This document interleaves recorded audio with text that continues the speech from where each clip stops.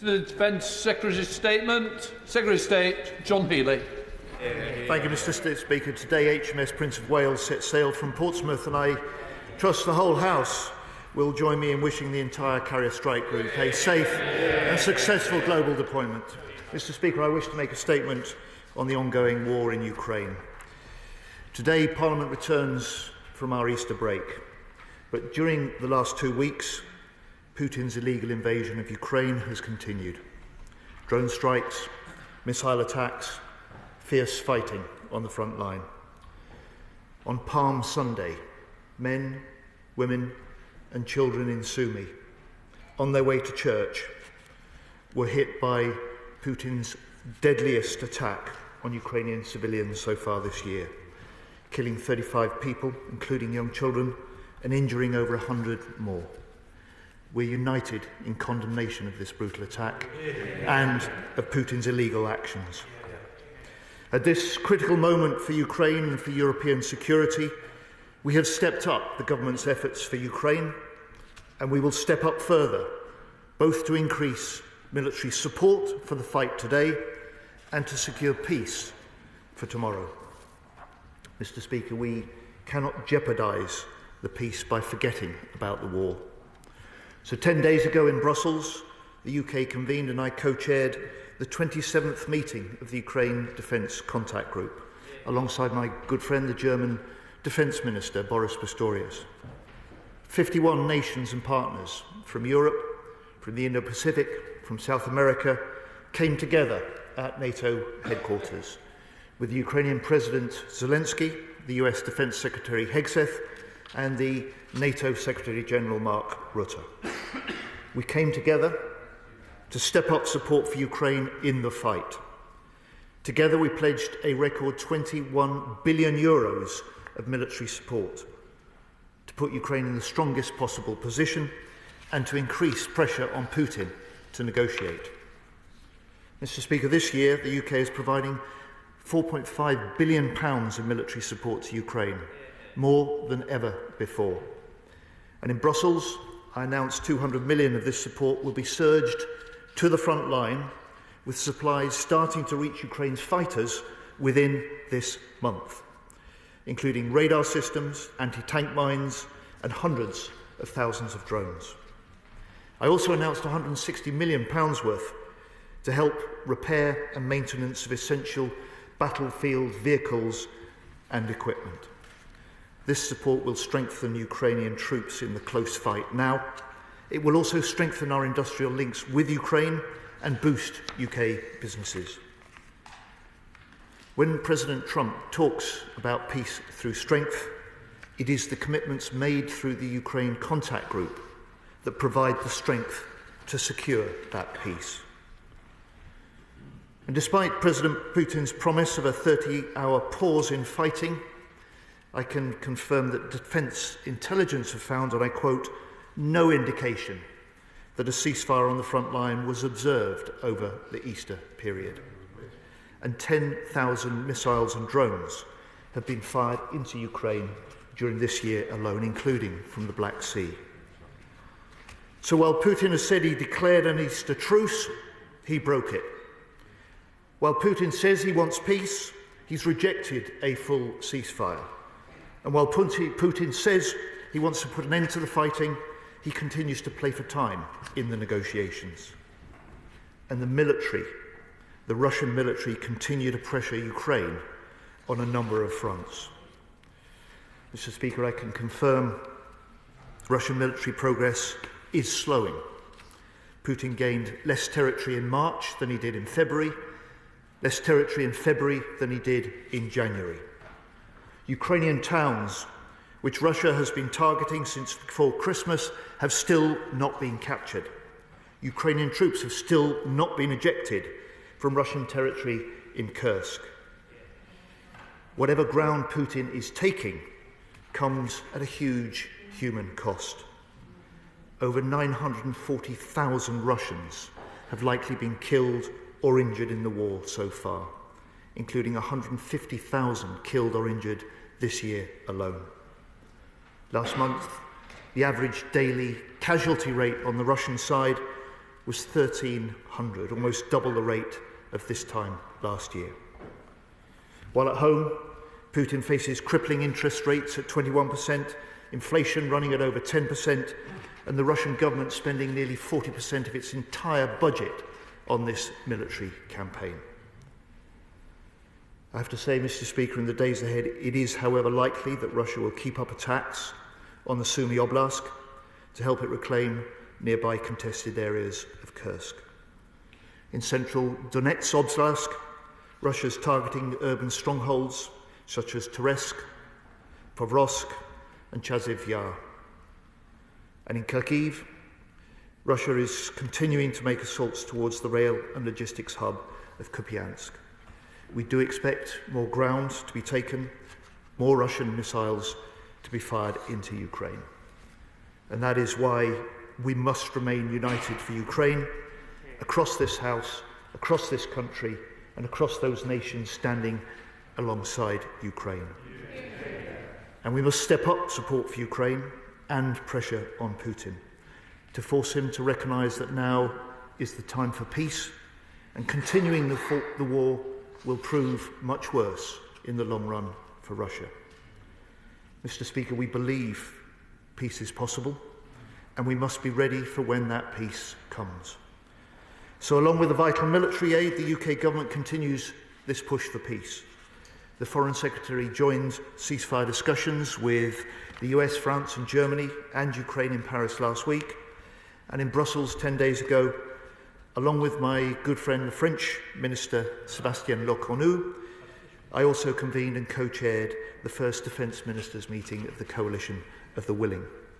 30 countries coming together to build on the hard work of over 200 military planners from Europe and beyond. That operational planning must remain classified, but I can assure the House these plans are real, they're substantial, they're well developed. Our reassurance force will have clear objectives for Ukraine. First, to secure safe skies. Second, to secure safe seas. Third, to support peace on the land. And fourth, to support the Ukrainian armed forces to become their own strongest possible deterrent against future Russian attacks. And in the days ahead, this detailed planning continues domain by domain, and nations will continue to provide firm commitments for this coalition. I will be also meeting tomorrow with the Ukrainian Defence Minister Umerov and other allies as the government brings together the US, the UK and European ministers and national defence security advisors to discuss next steps, including what a ceasefire might look like and how to secure peace in the long term. Mr. Speaker, this war was never just about the fate of one nation. It's about not allowing national borders to be redrawn by force. It's about preventing aggressors across the world from being emboldened to threaten the security of all nations. And that's why the defence of the UK starts in Ukraine. It's why UK leadership is playing a unique role to put Ukraine in the strongest possible position on the battlefield and in negotiations. And also to prepare building blocks for a lasting peace that will safeguard Ukraine's sovereignty and deter Putin from future aggression. Mr. Speaker, I hope this House today will join in sending a signal to President Putin and in saying to Ukraine, we will stand with you in the fight and we will stand with you in the peace whenever that may come. The Secretary of State, James Cartlidge. Yeah. Thank you, Mr. Speaker, and can I associate the opposition with the Secretary of State in wishing a good and successful mission to the crew of HMS Prince of Wales as it sets sail on its latest trip. And I am grateful to the Secretary of State, both for the advanced side of his statement and, as we did when we were in opposition, the support provided by his department for my recent visit to Ukraine. Indeed, it was a privilege to pay tribute to the victims of this terrible war at the Wall of Memory in Kyiv, but also a powerful reminder of the stark contrast between the reality on the ground of continued casualties and the lies and propaganda from the Kremlin in terms of any so-called ceasefire. It must be clear that to Putin, A ceasefire is simply part of a game, one that he has no intention of pausing, and we must continue to stand with all our allies in being 100% clear on who the aggressor is in this war. Those who pay the price for Putin's game are innocent civilians, such as those killed in the terrible strike on Sumy on Palm Sunday. Is the Secretary of State able to shed any light on reports that Russian forces used a cluster munition as part of this attack on civilians? And if so, would this not illustrate the extraordinary contrast between claims of ceasefires on the one hand and the reality of continued Russian indiscriminate bombing? In the face of such aggression, we remain proud of the extraordinary role the United Kingdom has played in backing Ukraine's struggle under successive governments, and I welcome the continued support announced at the new DCG. Turning to Secretary of State's latest update on the coalition of the willing. Whilst we will always stand with the government in supporting Ukraine, he knows that it would be a major shift to go from indirect provision of munitions to boots on the ground. Therefore, as the opposition, we are duty-bound to probe what remains several unanswered but very significant practical questions that any such deployment would entail. A month ago, on the 22nd of March, I wrote to the Secretary of State with a series of questions on the coalition of the willing. I have yet to receive a reply. So given the importance of those questions, I ask him them now. First, what progress has he made on securing a US military backstop? Secondly, what would be the expected rules of engagement? Thirdly, how many nations have definitively committed to sending troops? And fourthly, will he consider derogating from the ECHR for any deployment, given our military's previous experience of vexatious lawsuits arising from overseas operations? Of course, an extraordinary aspect of the coalition of the willing is that we are meant to be leading with France, whilst at the same time, behind our back, they are seeking to undermine our fishing rights in our own sovereign waters over access to a European defence fund that will definitively include non-EU nations. Now, when I pointed this out at orals last month, the Secretary of State asked me to drop the Brexit rhetoric. Yet over Easter recess, it was he who blasted the EU's Foreign Affairs Chief, Kaja Kallas, when she suggested that his plan for troops in Ukraine was unclear. So what is clear? Almost alone, we stood by Ukraine from the very beginning of the war, helping them avoid an early capitulation that would have been a disaster for the whole of Europe. We also offer our nuclear deterrent to European NATO 24/7, not to get better fishing rights, but to defend the freedom of European nations. A country that does all this should not be excluded from a defence fund that will include non-EU states and should not face punitive measures against its fishing fleet when we are meant to be doing everything possible to strengthen European defence solidarity. The Secretary of State needs to understand this is not about Brexit, this is not about Britain or France, this is about the security of the whole of Europe. Does he understand that, and can he confirm categorically that the government will not offer any concessions on fishing rights in order to secure an EU defence pact? Finally, Mr Speaker, turning to procurement for our own armed forces, both in Kyiv and this morning with cross-party colleagues in Parliament, I had the pleasure to meet Ukrainian manufacturers of drones that have been highly effective on the front line. So can I ask if the Secretary of State will support such companies in partnering with British companies to set up operations in the UK, both to boost Ukraine and give our military rapid access to proven capabilities? And given how much of this rests on the SDR, will it be published this month? Mr Speaker, I'm glad the honourable gentleman has been to Ukraine recently. I'm glad we were able to facilitate that visit.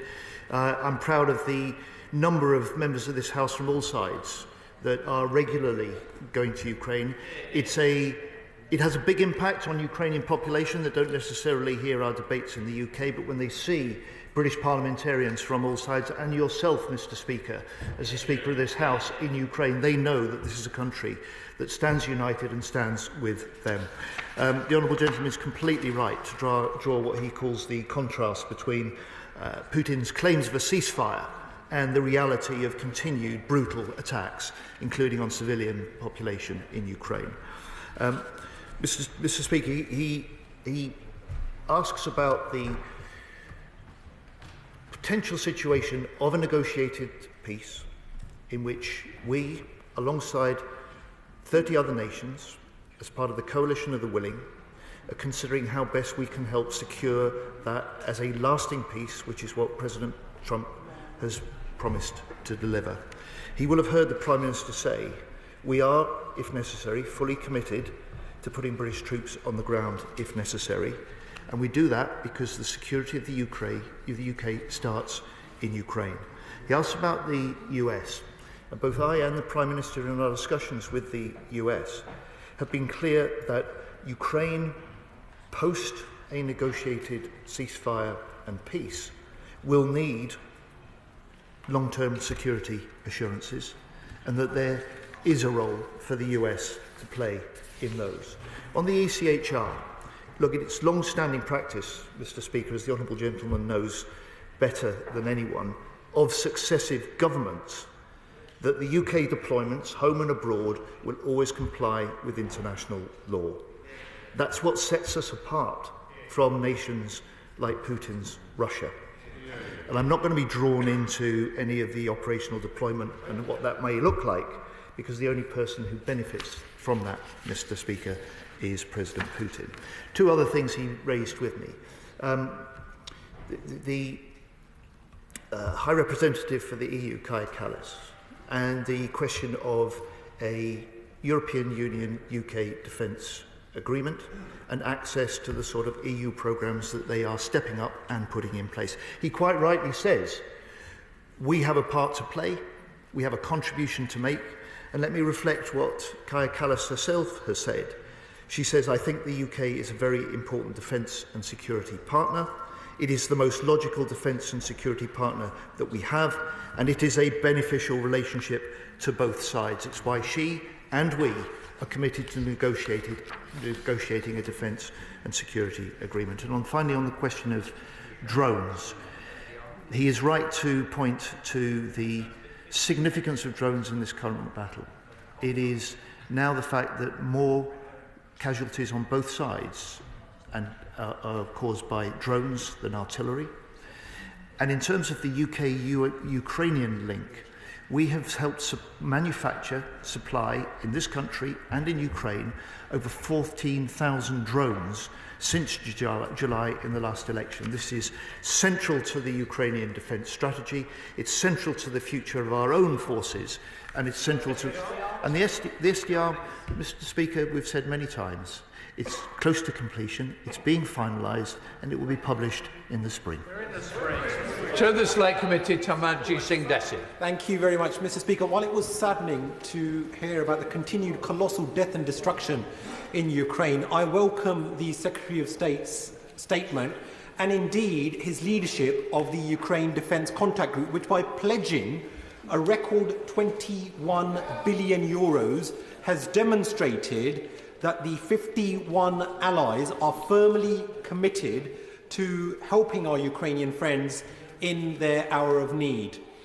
The Secretary of State also alluded to the many shorter ceasefires that were agreed and then broken. And that the question we need to ask ourselves is, when President Putin says he wants a ceasefire, is that actually the case? But Secretary of State, if a much-needed ceasefire is agreed, how confident is he of convening and then keeping the coalition of the willing together? I'm grateful to my honourable friend for his contribution and the job he does chairing the Defence Select Committee. One of the trickiest tasks about the work that is being undertaken by our military planners is that it is not clear what circumstances any forces may be required to be deployed, and it is not clear the details of the negotiated peace deal that we all want to see will be in place. So he asked me the straight question. Actually, when the deal is done, when the peace is negotiated, the ceasefire is in place, I believe it will be easier, not harder, to hold together and enlarge the number of nations willing to be part of the coalition of the willing. And in the meeting that I chaired at NATO headquarters 10 days ago, the first ever defence ministers of the coalition of the willing, there were 30 nations round the table there, all participating in the detailed operational military planning that is continuing. 30 nations, not just in Europe, but beyond as well. New Dem spokesperson Helen Maguire. Thank you, Madam Deputy Speaker, and I also thank the Defence Secretary for the advanced sight of his statement. We welcome the £200 million of support for the front line to support Ukraine. Over Easter, Putin proved that he had no interest in securing peace. Within hours of declaring a supposed Easter truce, Putin unleashed a fresh wave of drone and artillery attacks across many parts of the front line. Meanwhile, President Trump has shown once again his utter indifference towards the Ukrainian people's struggle. After boasting that he would end the war within 24 hours of taking office, he now threatens to withdraw US support from mediating talks altogether. It's no wonder his efforts have failed, given his warped approach of applying pressure to Kyiv while offering the hand of friendship to the Kremlin. We cannot rely on President Trump if we want to secure a just peace in Ukraine, one which respects Ukraine's right to self-determination and proves that aggression towards neighbours does not pay. That's why the UK needs to go further and faster, together with our partners in Europe and the Commonwealth, to support Ukraine and increase the pressure on Putin. Will the Defence Secretary update the House on what steps have been taken to seize the £25 billion worth of frozen Russian assets across the UK and to deploy these to Ukraine? Will he also update the House on whether the government plans to expand the UK's designation of vessels which are part of Russia's shadow fleet and subject to sanctions, helping to further reduce Putin's ability to fund his war through exported oil revenues? We've welcomed the government's work to convene discussions on creating a reassurance force for Ukraine. The credibility of the UK's commitment to such a force would be significantly enhanced by reversing the staggeringly irresponsible 10,000 troop cuts to our army, which the Conservatives undertook while in government. Will he commit to reversing these cuts today? Madam Deputy Speaker, I welcome her welcome for the surge in UK support to the Ukrainian troops on the front line. It's important to really support them at this point in their close fight, and that's what we're determined to do, as well as preparing for the longer-term peace that we hope will be secured. And I just would say to her, on that question of the peace negotiations, really it is President Trump that has created this opportunity for those negotiations and for that peace. And it really is too soon to call failure on those negotiations.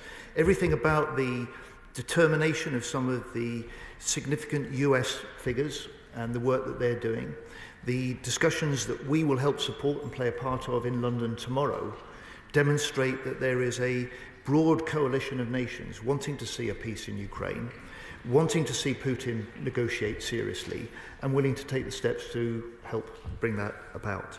And on the question of pressures on Putin, the question of whether we can make any further use of the seized Russian state assets is something that we're looking closely at.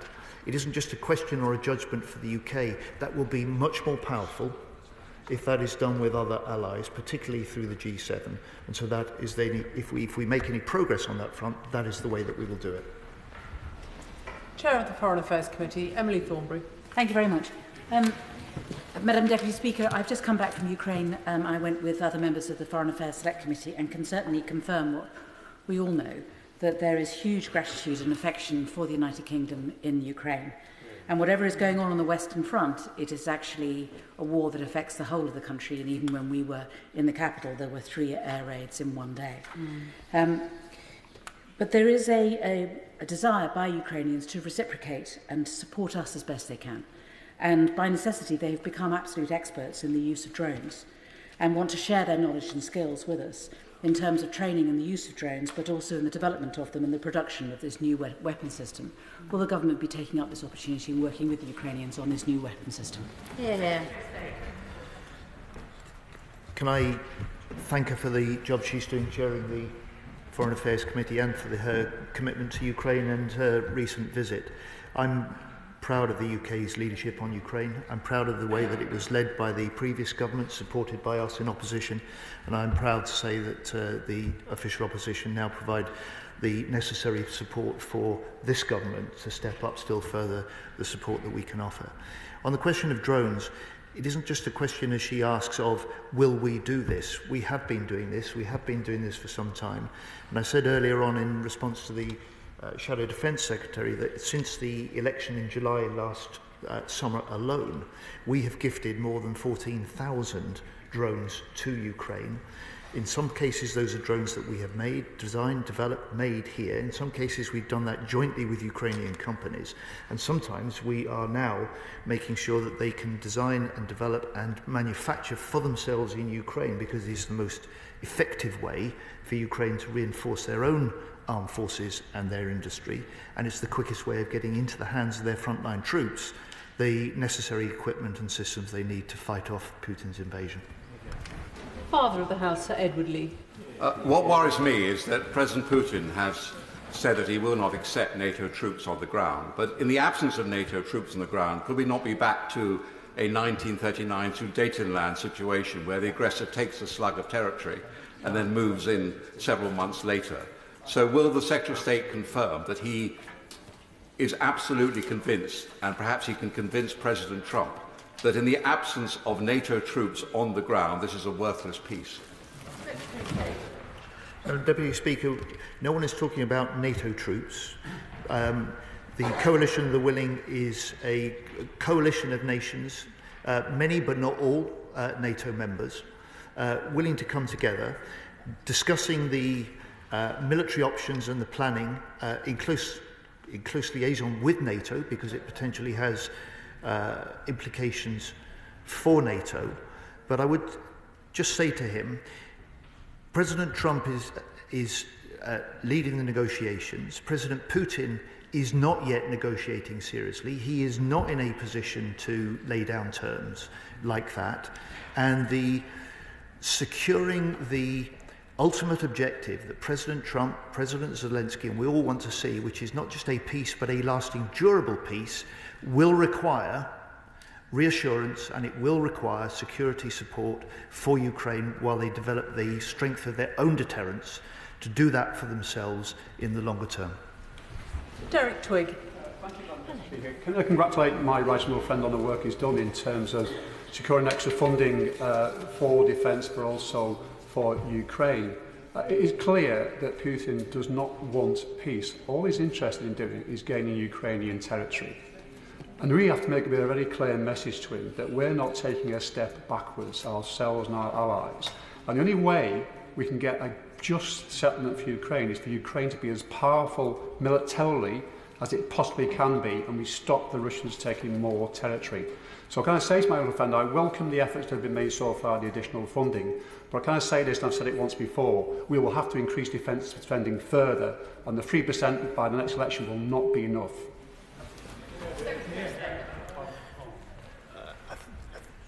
Although there are many experts in this House on both sides on defence and security, my honourable friend is one of the leading voices on this and has followed it most closely for a great deal of time. I hear what he says. I know and I'm pleased that he welcomes the commitment to 2.5% of GDP on defence 3 years earlier than anyone expected, in 2027, and the commitment also to raise that to 3% in the next Parliament. I know he'll also welcome that this year, as a marker of that intent, we're putting an extra £5 billion into defence spending this year. Madam Deputy Speaker, there is nothing in the discussions of the 51 nations and partners at the UDCG in Brussels that I chaired with the Germans, or the 30 nations in the Coalition of Willing that I chaired the previous day in Brussels, that suggests that the strength of those nations that stand with Ukraine is diminishing. In far from it. We are stepping up. We will step up further, and we will stay with Ukraine as long as it takes in the fight. We will stay with Ukraine for as long as it takes in the peace. Lincoln Jopp. Thank you, Madam Deputy Speaker, and can I welcome the Secretary of State statement today. I think the House had risen for Easter recess when President Zelensky announced that 155 Chinese troops had been deployed in support of Russian forces in Ukraine. So can I invite the Secretary of State, please, to tell us how this major crossing of the Rubicon is going to change his own government's approach to China, and how it might be informing his decisions with his American counterpart.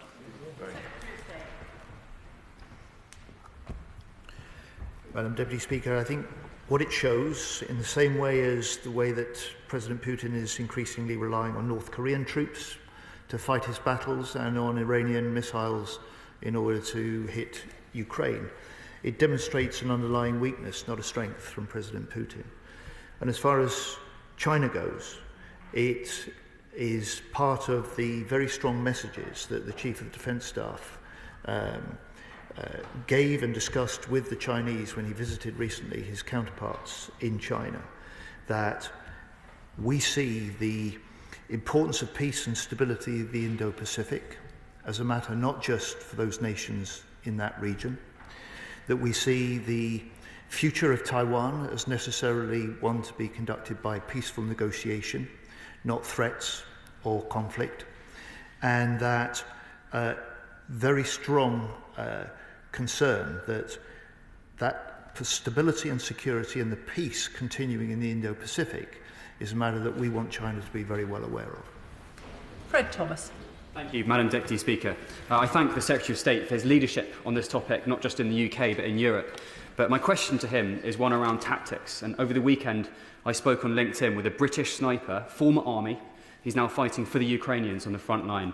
He was telling me about the tactical changes that he has had to make to how he operates. But those tactical changes are not reflected in our own sniper training in the Army, the Royal Marines and the British Forces. So if we're talking about a coalition of the willing and potential UK troops involved in defence, when are we going to update the training syllabus for our own forces to reflect the tactics that are currently in use in Ukraine? Thank you. Madam Deputy Speaker, my honourable friend speaks from a position of great experience and authority on this. Essentially, he points to something that hits at the heart of the Strategic Defence Review that is close to being finalised, which is that it takes as a starting point, it was hardwired into the terms of reference in July when the Prime Minister commissioned it, that we need to learn the lessons from Ukraine, not in order to fight like in Ukraine, but the fact that the nature of warfare is changing. This House and the Shadow Defence Secretary has mentioned the importance of drones earlier on, that the combination of forces needs to be more integrated. It needs to be driven much more by technology, and that will have implications not just for equipment, but also for training.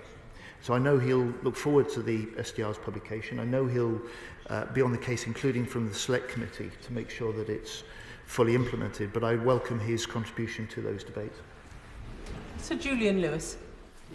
Coupled with the decision of the leader of the free world to describe Ukraine as the aggressor in this war, is the news today that America may be considering no longer supplying the Supreme Allied Commander Europe to NATO.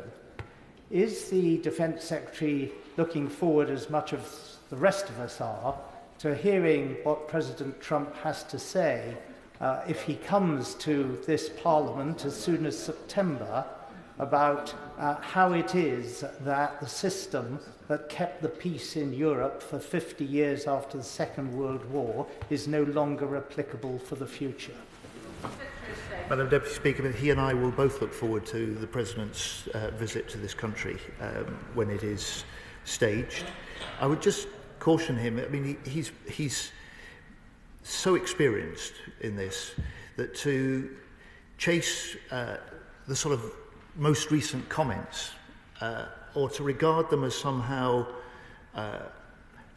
profound, I would just caution. I would say, look, the US, quite rightly, led by President Trump, reinforced by Defence Secretary Hegseth, has rightly challenged Europe to step up on defence spending, and he's nodding his head, on European security, and he's nodding his head, on Ukraine, and he's nodding his head. But Europe and other nations stepping up does not mean the US stepping away.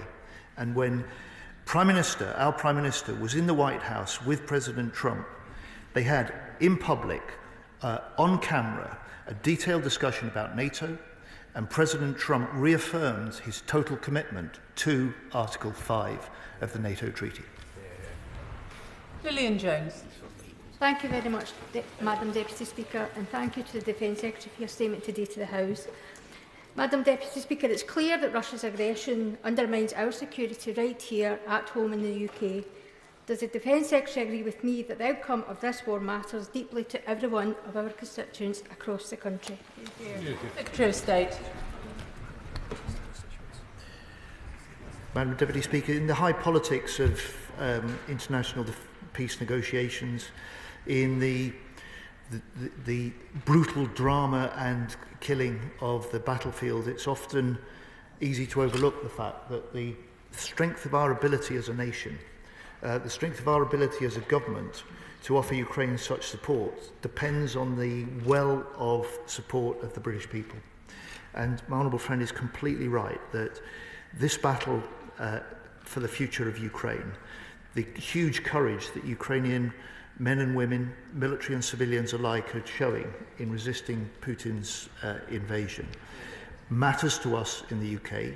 It matters not just because, as I've said, defence of the UK and Europe starts in Ukraine, but it matters to the British people who opened their homes over 3 years ago when Putin invaded to refugee Ukrainians, and it matters to people in this country because they recognise that the Ukrainians are fighting for what we hold dear: the right to elect our own government, the right to determine their own future as a country, and to do that without the menace of a big power, of a dictator like Putin over their shoulder.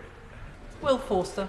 Thank you, Madam Deputy Speaker. The Defence Secretary has acknowledged MPs from across the House who have visited Ukraine, and I wanted to very briefly share that experience for myself. When I visited a Ukrainian hospital, I met a man that was suffering from a chemical weapons attack. Doctors were struggling to treat him because they did not know what chemical weapons were used.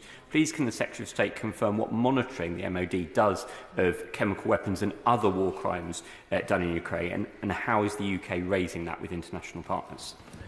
Secretary of State. Well, Madam Deputy Speaker, we would abhor any use of chemical weapons. I'm not aware of those reports, but I will check those out and I will write to the Honourable Gentleman.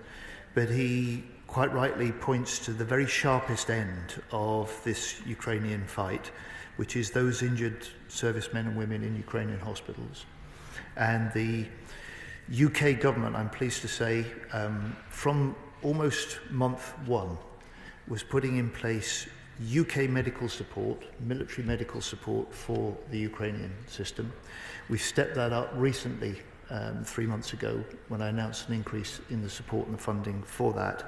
And it's an important part of the contribution we can make to keeping Ukraine in this fight.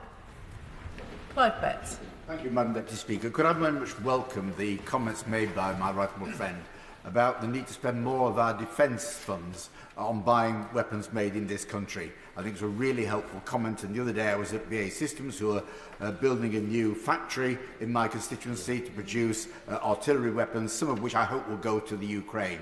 So we're going to have a commitment from our right honourable friend that we'll supply those weapons to Ukraine while Ukraine wants them, and we'll treat with a degree of scepticism and complete contempt the comments by Putin trying to manufacture some sort of fake peace to suit his own ends. Secretary of State. I can indeed, Madam Deputy Speaker. My right honourable friend mentions a company in his constituency. I don't know if he's also referring to Sheffield Forgemasters, which is in his constituency, a proud industrial firm in South Yorkshire there in Sheffield, which will be making British steel to supply to a new Rheinmetall artillery barrel factory that is a new investment in this country directly as a result of the Trinity House agreement that we struck in October between the UK and Germany. It will create 400 jobs in Britain. It will mean that we are able to produce gun barrels again in this country for the first time in over 10 years.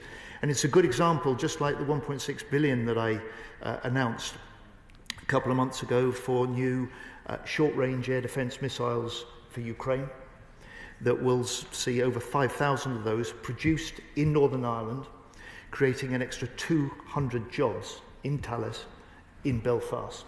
A good example, Madam Deputy Speaker, where we can support Ukraine, we can strengthen our own national security, but we can boost economic growth at the same time. Dr. Andrew Murison. Reassurance force sounds like a euphemism for escalation that would expose our boys and girls to very significant risk. And yet on the 3rd of March at the dispatch box, the Prime Minister said to me that we would not be deploying troops to Ukraine without a US backstop and without US security guarantee. He was right, wasn't he? Secretary of State. Madam Deputy Speaker, I've already said this afternoon that the Prime Minister had made clear, to President Trump, as I have done to Secretary Hegseth in the US, that we support absolutely their bid to secure a negotiated peace, and we expect there to be a role for the US in helping to secure that peace for the long term. What we are leading alongside the French is a determined effort, a coalition of the willing, that demonstrates that European nations like us, with the capability and the French to lead this sort of deployment, are willing to step up and do more. But as I've said again, Europe, nations like the UK stepping up, does not necessarily mean the US stepping away. Luke Akehurst. Thank you, Madam Deputy Speaker. The strength of the unity of the Ukraine Defence Contact Group and Coalition of the Willing these past few weeks has sent an important signal at a critical time for Ukraine. Does the Secretary of State agree with me that it is critical that we and allies express our unwavering support for Ukraine's right to exist, its freedom and its national sovereignty? Secretary of State. I do indeed, Madam Deputy Speaker. I wonder whether he might actually join me and help me with some of my speech writing. He puts it very succinctly and much more sharply than I have today, this afternoon. This is what's at stake as the Ukrainians fight for their future, fight for their country, fight for their freedom, and it's down to us to provide them with the support that they need, both in the fight and in the efforts to negotiate a longer-term peace.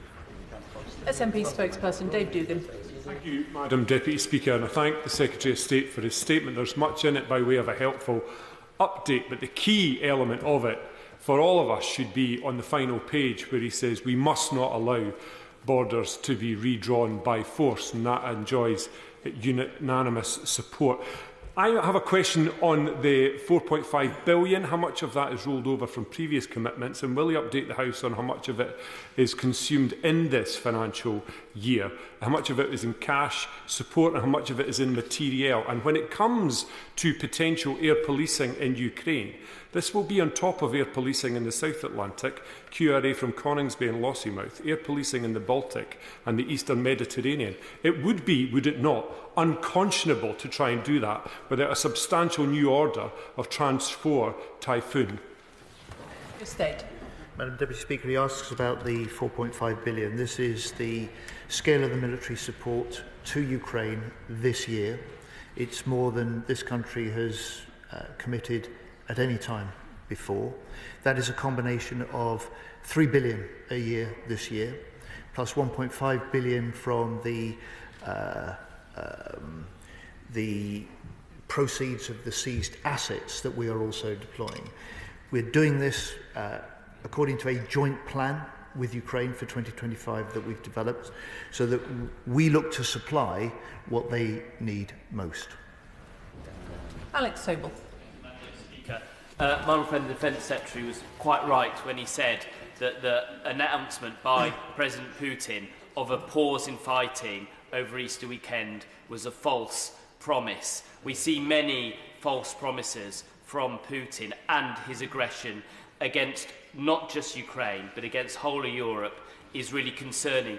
While we were on recess, he had to scramble RAF Typhoons into the Baltic to intercept an Ilyushin IL-20M spy aircraft. What more is he going to do to protect NATO air and maritime space from the aggression of Putin and Russia? Secretary of State. Madam Deputy Speaker, with the simple answer is we will do whatever is required as a UK contribution to the NATO alliance. I'm proud of the leading role that the UK plays in NATO. I'm also proud of the fact that NATO now is bigger, stronger, and a better deterrent force with 32 nations than it was when Putin first launched his full-scale invasion of Ukraine in February 22. And, Madam Deputy Speaker, it demonstrates how Putin's strategic aims in launching that invasion have come unstuck, that he's failed so far to secure any of those aims. And I would say to him, as my honourable friend has just said, he says he wants peace, he says he wants an end to fighting. Now is the time, for the first time, for him to demonstrate and match his words with his actions and negotiate seriously for that long-term lasting peace. Sir Alex Shelbrooke. Thank you, Madam Deputy Speaker. May I thank the Secretary of State for taking this first opportunity to make this important statement and congratulate him on the work he's doing with the Coalition of the Willing.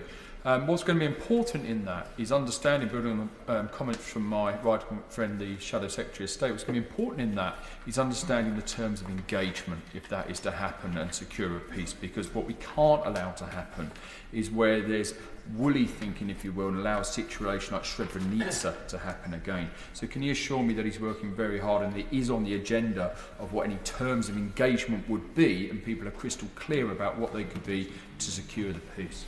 Secretary of State. I can indeed, Madam Deputy Speaker, because the right honourable gentleman is exactly right about that. Yes, so the potential terms of engagement are a really important part of any potential planning, as are the terms of any peace process and peace settlement, because that will set the framework for the potential role of any reassurance force.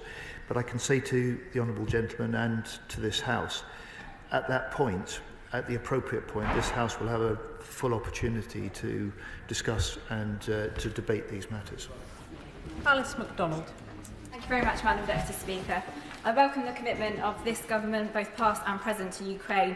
Just like this House, citizens in Norwich stand with the people of Ukraine. Yes. As the Secretary of State knows, £2.5 billion was promised for Ukraine after the sale of Chelsea Football Club by Roman Abramovich. This money remains frozen in a UK bank account, as far as I understand. Can the Secretary of State update us on any progress in unlocking this funds, which is much needed for the people of Ukraine? Yes. Secretary of State. If my honourable friend will permit me, I will double-check with my colleagues in the department that leads on this, and I will write to her with the latest position over the Abramovich billions. Jim Shannon. Madam Deputy Speaker, and thank the Secretary of State very much for his statement. He always speaks softly, but he always speaks firmly, and we thank him for that. I think he represents the views of the people. The news that Russia is seeking peace talks is certainly heartening, but how will the Minister ensure that Russia understands that it is not and never will be peace at any price, and that the Allies will continue to support Ukraine until a sustainable peace is achieved, and will not be forcing Ukraine to accept a deal which does not honour the sacrifice of life or grief or loss of education and the hope of a future which so many Ukrainians have given over so many years. Thank you. Secretary of State. If I may say so, Madam Deputy Speaker, that was a very moving intervention, and part of the power of this place is not just ministers and government accounting to Parliament, but it is Parliament finding its voice in exactly the way the honourable gentleman said. And he asked me about my message to Putin. His own message and the message from this House this afternoon is strong and clear. Tom Hayes. Thank you, Madam Deputy Speaker. I recently led a roundtable of large defence manufacturers at BAE Systems based in Christchurch, and they had one clear message which they want to support Ukraine. Bournemouth stands too with Ukraine. So I particularly welcome the Prime Minister's commitment of UK contracts worth £30 million for drones to support Ukraine announced today. Will the Defence Secretary say how the UK will boost jobs and growth with defence spending to support Ukraine? And would he particularly say how Dorset defence manufacturers might be able to benefit too?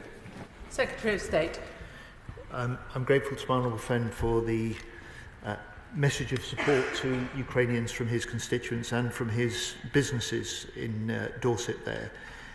I'd say to him, he is in a part of the country where some of the most innovative, creative companies in the defence and security field are. I'm glad to hear of the company that has recently got the £30 million contract. And I'd say to him, perhaps he might like to look at the some of the detail of the spring statement from the Chancellor, because part of the confirmation that she and I made when she made the statement was that from this point, 10% of the defence budget will in future be allocated to developing, purchasing and supplying for our own forces novel technologies, just as the sort of manufacturers that he cites from his constituency are involved in producing. Sir Desmond Swain. What planning is taking place amongst the Allies to make up for the 40% of armaments that have hitherto been supplied by the United States to Ukraine, should it become necessary to do so? Madam Deputy Speaker, that was exactly the focus of the Ukraine Defence Contact Group, the purpose in pulling those 51 nations and partners together 10 days ago, and in securing the confirmation of a record 21 billion euros in extra military aid for Ukraine during the course of this year. Supported by the US with the presence of the Secretary of State, the Defence Secretary Hegseth, who welcomed what he saw quite clearly was confirmation that European nations and others are stepping up to meet the challenge that he and President Trump have issued to us, quite rightly, and stepping up to meet the challenge that requires us to do more to keep Ukraine in the fight, as well as strong for a potential peace that we all hope will be negotiated too. Jeevan Sander. Thank you, Madam Deputy Speaker. I'd like to thank the Secretary of State for his statement. Keeping ourselves, Europe and Ukraine safe means we have to produce more fighting forces than Putin can, but traditionally in this country we have focused on producing exquisite and expensive platforms. Now, clearly that trade-off is changing. We're seeing $1,000 drones in Ukraine destroying $9 million tanks. The production trade-off between expendable and exquisite platforms has to change across our allies and for ourselves. And producing those drones takes months, and it will take years to upgrade our own Challenger tanks. So can the Secretary of State set out how that changing trade-off in production will be implemented and indeed introduced in both the SDR and the Defence Industrial Strategy to keep ourselves, Europe and Ukraine safe? Secretary of State. Well, my honourable friend is spot on, and he provides the answer to his own question about how that absolutely necessary understanding from what we've seen in Ukraine and in other conflict zones in the Middle East recently, how it's got to be a combination of the more traditional, very sophisticated sort of defence platforms that we have tended to procure with the much more rapidly updated and updatable and upgradable new technologies like drones. That will be set out in the Strategic Defence Review. It will be captured in the Defence Industrial Strategy.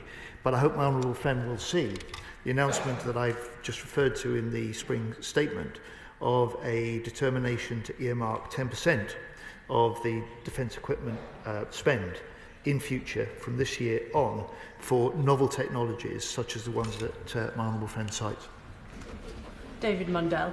Thank you, Madam Deputy Speaker, and I very much welcome the robust tone of the Secretary of State's statement and indeed his responses, but I'm sure deep inside he also regrets the fact that they are not reflected by many in the US administration. And whilst across this House I'm sure we all appreciate the diplomatic challenges of dealing with President Trump and his administration, but it would be reassuring if the Secretary of State could confirm that at some level it has been conveyed that it is deeply unhelpful and indeed disconcerting to the Ukrainian diaspora in this country that President Trump does parrot Kremlin lines.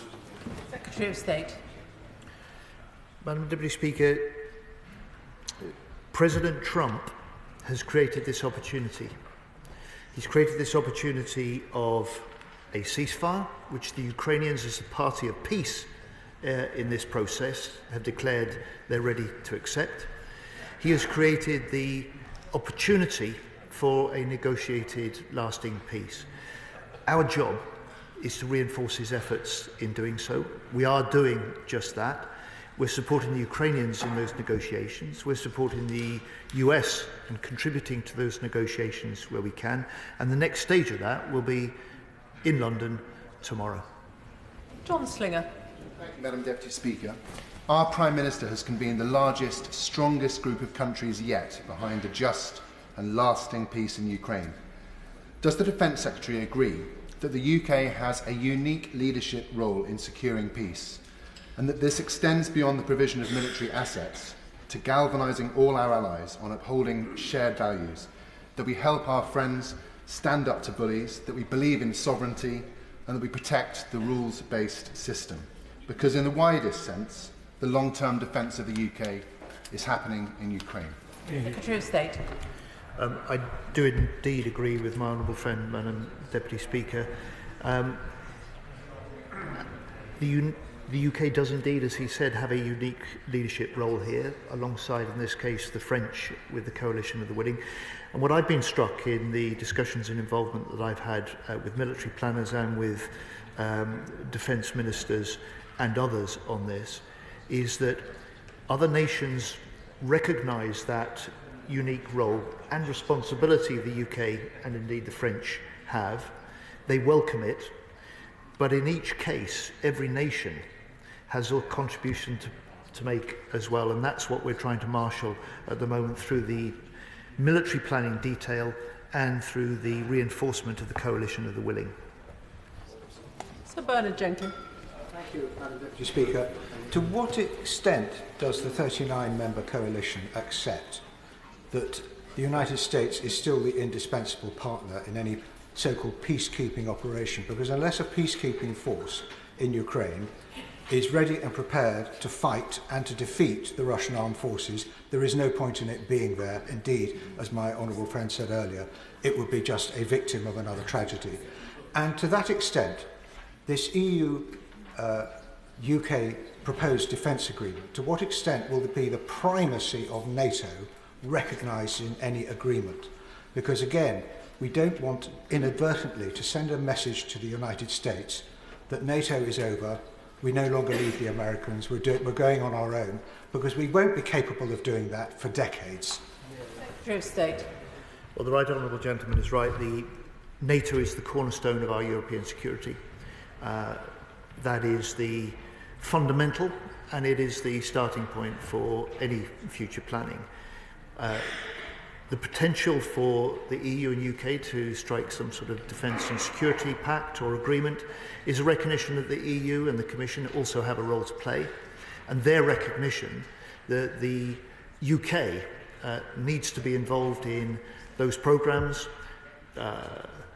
those industry procurements, and potentially, as the Commissioner who's responsible for this has acknowledged, access to the schemes and the funding that may be available to underpin that. In the question of the US's role, look, fundamentally what will secure Ukraine's long-term future and a lasting peace is the strength of their own deterrent capacity. The strength of the Ukraine, as they have done for the last 3 years, but in future, to deter any subsequent Russian attacks. That is one of the principal purposes of the planning for a reassurance force. But as I have argued, the Prime Minister has argued, and we've said in this House, there is an indispensable role for the US in trying to foster and bring that negotiated peace, but also there is a role for the UK, for the US, in helping to secure that for the long term as well.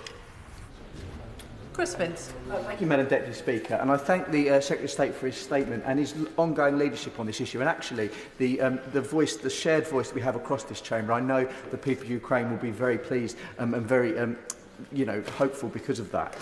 Does the Defence Secretary agree with me, though, that the lessons from Ukraine is that the nature of warfare has actually changed, and will he confirm that the Strategic Defence Review will incorporate these lessons into its findings? Secretary of State. I can indeed, Madam Deputy Speaker. It's an argument that I've been making for some time before the last election and since. My honourable friend, from his unique experience, makes the same argument. Ukraine tells us the nature of warfare is changing. It's changing faster than ever, driven by technology.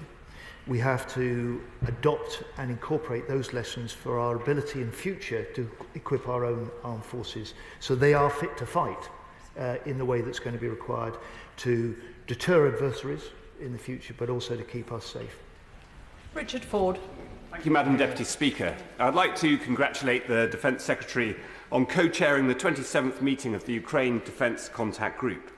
While it was also good to see the German Defence Minister chairing, this is a role that was previously carried out until the 9th of January by the US Secretary of Defence.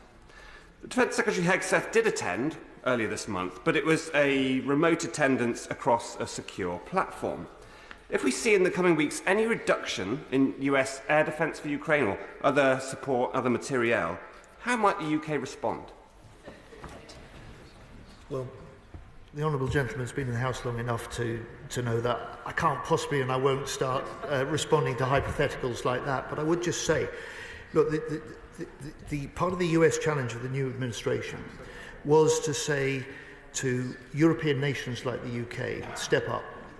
We were stepping up, but we've done more, and we will do more in future. And one of the particular requests from the US administration was that this uniquely important and successful Ukraine Defence Contact Group, and the Honourable Gentleman is quite right, it was established by and was chaired up until the change of administration by the US, they asked us to take on that co-chairing. They asked us to take on convening it and chairing it, and we agreed to do that alongside the Germans. And that's why the 27th contact group, as he rightly said, was convened, was co-chaired by me and the German Defence Minister. I'm going to get all members in, but it would be greatly helped if we could have shorter questions, please. Blair McDougall.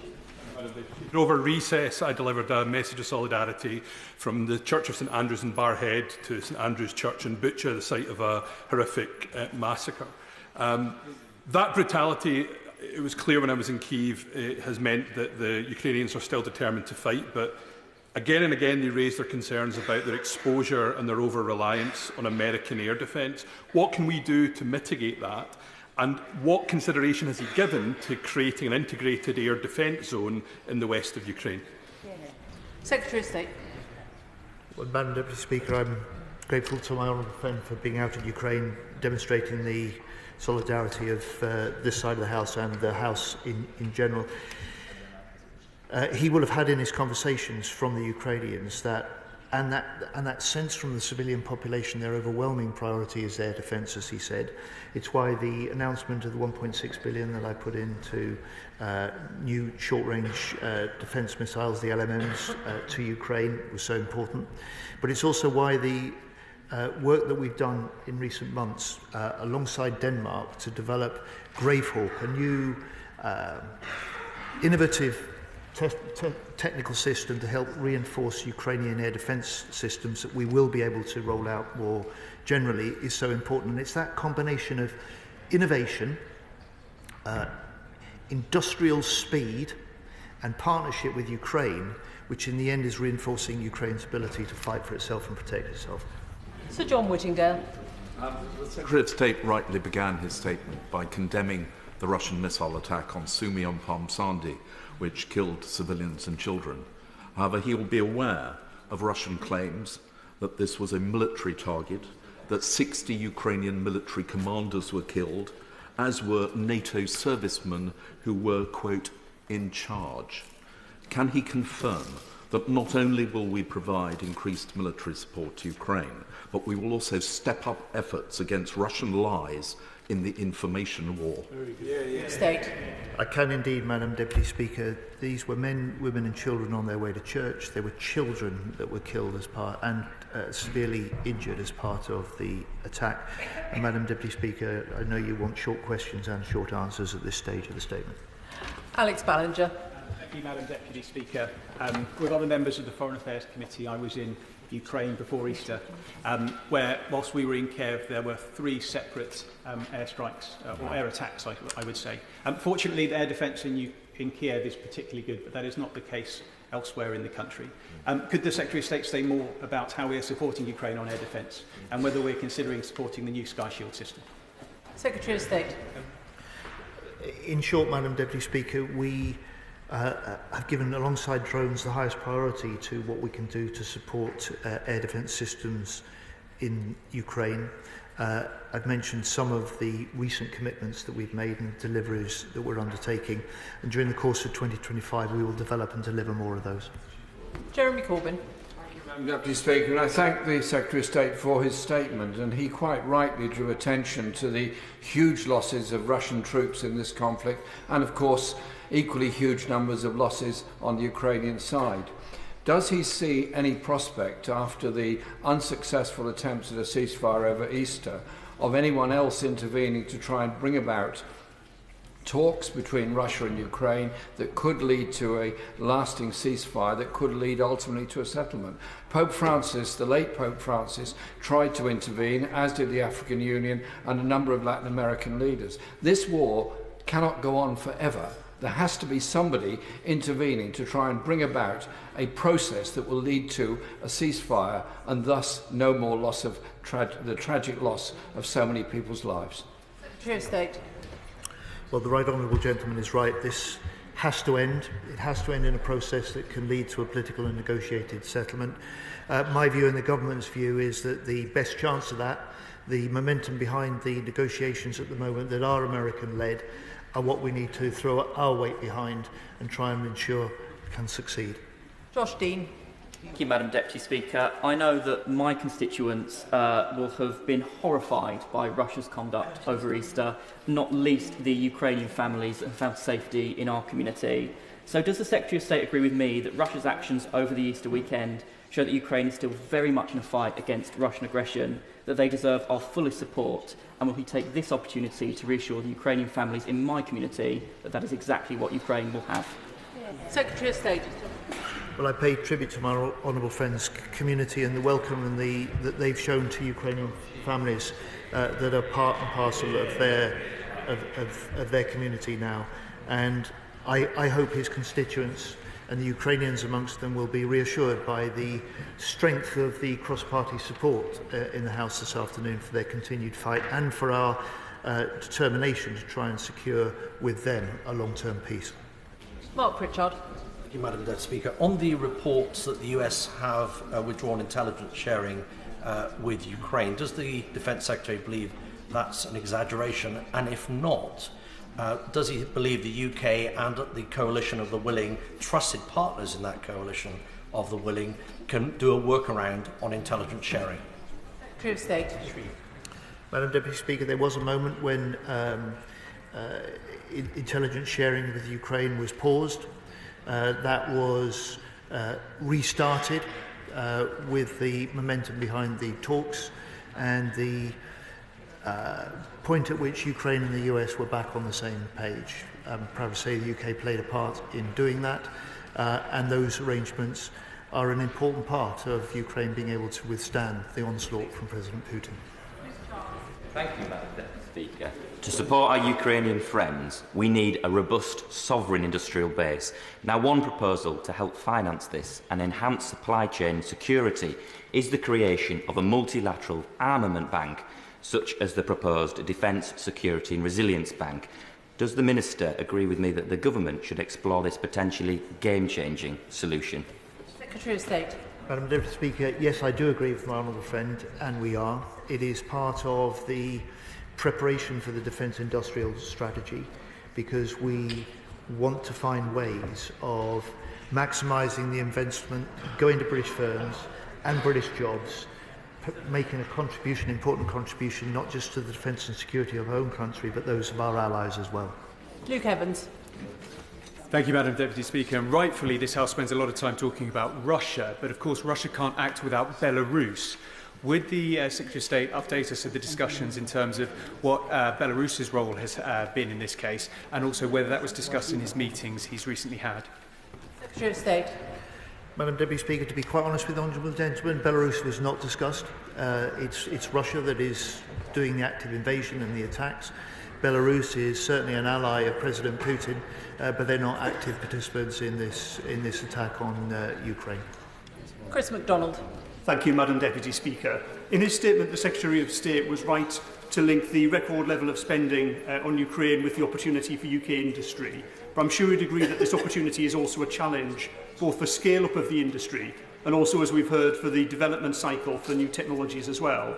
in addition to the support for innovation and, as we've also heard, on financing, could he share whether the Department are considering additional measures to support our supply chains to build capability so that organisations like our own defence cluster in Teesside can help to take their rightful place in supporting both Ukraine and the UK? Secretary of State. We are indeed, Madam Deputy Speaker, because my honourable friend is completely right, and his long experience in industry bears this out, that having a productive capacity which is sovereign and in the UK is one thing, but if that can't be supplied by the essential components and materials required, then the strategic strength is undermined, and we're very conscious of that as we develop a new defence industrial strategy. One, Madam Deputy Speaker, we haven't had in this country since the one produced in 2021. Neil Shastri-Hurst. Thank you very much, Madam Deputy Speaker, and I'm grateful to the Secretary of State for his statement. But can he set out what recent steps have been taken by the government to support the Ukrainian Prosecutor General in investigating and prosecuting domestic war crimes? Secretary of State.